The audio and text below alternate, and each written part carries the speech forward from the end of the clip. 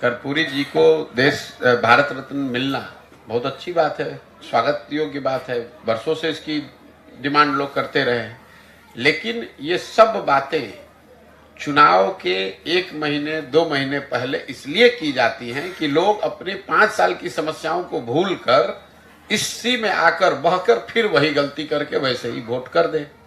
आपका कहना है लोग तो फिर वही बात करेंगे। अगर लोग फिर वैसे ही करते रहेंगे तो उनकी स्थिति भी वैसी ही बनी रहेगी जैसे पहले से है। ऐसा तो है नहीं कि बिहार ने लालू जी का शासन नहीं देखा, कि नीतीश का नहीं देखा, कि मोदी का नहीं देखा।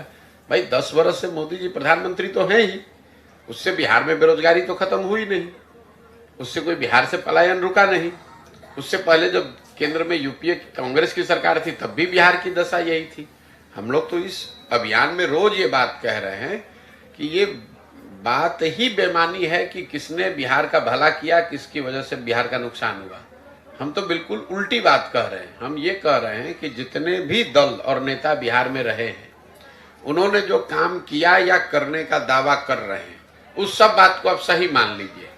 मान लीजिए कि 40 साल के अपने शासन काल में कांग्रेस ने यहाँ काम किया। ये भी मान लीजिए कि 15 साल लालू जी के राज में बिहार में जो गरीब वंचित पिछड़ा था उसको आवाज मिल गई। यही तो दावा कर रहे हैं, मान लीजिए इस बात को। ये भी मान लिया जाए कि भाई नीतीश कुमार भाजपा के राज में यहाँ पर सड़क बिजली में कुछ सुधार हो गया।